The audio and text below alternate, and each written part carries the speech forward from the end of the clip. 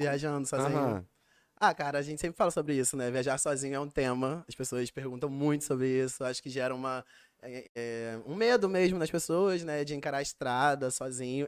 Costumo dizer que, pra mim, é incrível. É um crescimento muito grande. Porque eu sempre falo pros meus amigos que quando você tá num lugar que ninguém te conhece e você não conhece nada, você está sozinho. Ali realmente vai florescer quem você é, sabe? Aham. Aham. Ali você vai saber de fato quais são suas escolhas, o que você gosta, o que você não gosta, aquela coisa que você faz porque seu amigo gosta, sabe? Tem gente que não gosta de praia e vai à praia porque os amigos todos vão. Ela não tem companhia pra ir em outro lugar. E a partir do momento que a gente rompe com esse ciclo, né, de estar sempre acompanhado de uma outra pessoa, pra mim, libertador, me sinto incrível. É óbvio que antes de eu viajar sozinho, eu viajava acompanhado com outras pessoas. Então, quando eu comecei a viajar sozinho, eu já estava já acostumado a viajar, já Uhum. sabia como Uhum. funcionava o esquema, eu já não fui tipo direto Aham. viajar sozinho, e isso faz uma grande diferença Sim, também. sim. E muitas viagens minhas também que eu já fiz, vou contar pra você aqui, foram viagens a trabalho, né? Então, às vezes eu tô sozinho ali, mas eu tô com a galera do Sim, trabalho, né? Com sim. pessoas que eu confio, com pessoas que eu convivo. Então, tem essa diferença. Mas, óbvio, eu viajei em grupo agora pra Colômbia e viajar sozinho é bem diferente, é uma outra realidade, assim. E a estrada, né? A estrada é sempre uma surpresa pra gente.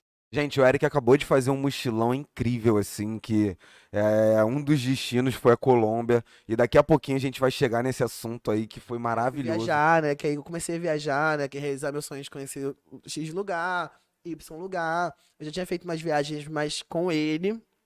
E aí eu comecei a viajar sozinho. E aí eu acho que nasce primeiro nasceu o horário nobre, né? Eu não sei se você acompanhou, Sim. mas eu tive esse momento que foi quando eu criei. Mas foi no Instagram, né? Foi no Instagram. É, eu criei o horário nobre nesse período, em 2018, para falar exatamente sobre isso. Das minhas dores, das minhas insatisfações, da minha terapia, da minha evolução, das minhas viagens. E, cara, assim, é muito libertador pra mim falar isso, que o horário nobre realmente parece até que alguém que morreu, né? Porque acabou, né? Eu mudei de E era nome. bacana, e você ainda pedia desculpa, ó, as psicólogas, vocês vão sair desse vídeo. Não, eu sempre pedi desculpa porque é isso. O horário nobre teve esse problema, né? Que, tipo, eu falava de saúde mental, mas eu falava dentro da minha perspectiva de vivência. Tipo, eu sempre tive consciência, principalmente porque eu já estudava jornalismo, que eu não poderia A responsabilidade que era, né? exatamente, a responsabilidade também não sobrepor a fala de um profissional. Então, eu sempre estava respaldado por um profissional, do tipo, quando eu queria fazer um vídeo sobre um assunto, eu ligava para alguma amiga psicóloga, falava, o que que você acha disso, disso, disso? Se eu falar isso, o que que você acha daquilo lá, daquilo lá? E aí eu ia construindo aquele conteúdo, mas o Horário Nobre não tinha esse respaldo, né, de ser você. Psicólogo, sabe? Você não é psicólogo, então as pessoas ouviam, gostavam, mas eu não conseguia afirmar uma marca ali, Uhum. porque eu acho que eu não tinha esse poder de autoridade, né, Aham, de falar aham. sobre aqueles assuntos, eu falava literalmente sobre a minha perspectiva. E aí, o Horário 9 foi realmente muito libertador, comecei entender que eu conseguiria trabalhar com a internet, sabe? Sim. Entender que, falava, cara, eu falei uma coisa aqui, as Eu pessoas acho que estão dá, hein? gostando. Nossa, e geralmente as pessoas achavam que eu tava falando aquilo pra dar lição. Eu falei isso com você, né? Aham. As pessoas falavam, nossa, você é maravilhoso, como você pensa nisso? Eu falava, eu penso nisso porque eu passo por isso. Eu tô nesse momento, eu tava dentro de um relacionamento abusivo, saindo dele, me curando ainda e falando sobre como a gente pode se livrar, sabe? Como é possível. Só que eu tava ainda no processo terapêutico de sair, sabe? Eu tava entrando na terapia, começando a entender as coisas. Eu já fazia vídeo. Aquilo pra mim era uma forma de reafirmar as ideias na minha cabeça, sabe? Então eu falava pra pessoa aquilo que eu gostaria de ouvir.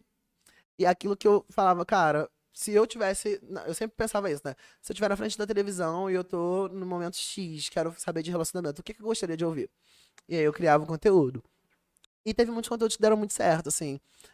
Eu tinha 1.020 seguidores quando eu comecei o Horário Nobre, no dia que eu comecei. E olha como é que as coisas são, né? A vida.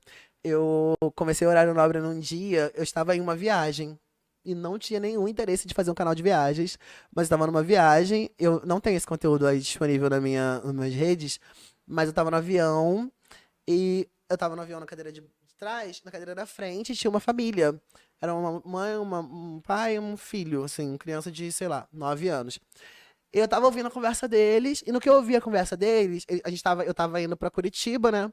Eles estavam falando, olha, a gente marcou, o fulaninho, que era o filho, não lembro o nome, pedia tanto pra gente ir pra vir no Beto Carreiro Award, e a gente nunca veio, e agora a gente tá tendo que obrigatoriamente vir pra cá, pro sul, mas dessa vez pra resolver uma doença, na verdade, ele tava com câncer, a criança, sabe? Eles estavam indo pro hospital, e eles falaram, tipo, a gente não veio, e eu ouvindo isso, Uhum.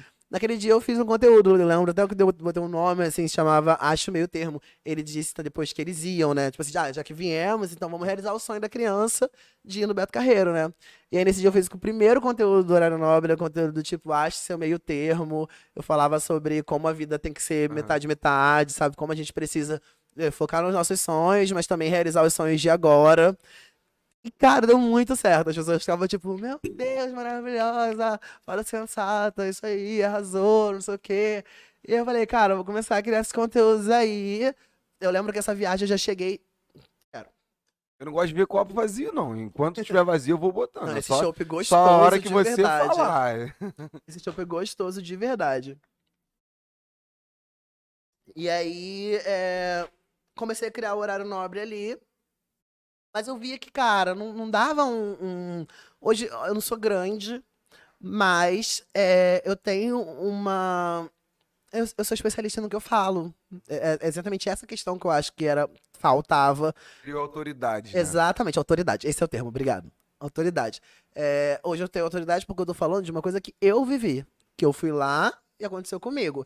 Naquela época, eu primeiro tinha uma perspectiva preocupante de não colocar isso na primeira pessoa. Tipo, tô falando de relacionamento, mas eu não vou falar que eu tô falando do meu relacionamento. Vou falar num geral. E a pessoa entende como ela quiser. Agora, hoje em dia, não, eu falo sobre a minha experiência, sobre como foi para mim. E isso gera muita autoridade, né? Porque a pessoa, pô, me procura e fala, você foi em tal lugar. Então me fala, porque eu quero saber de você. Antes eu não tinha isso, né?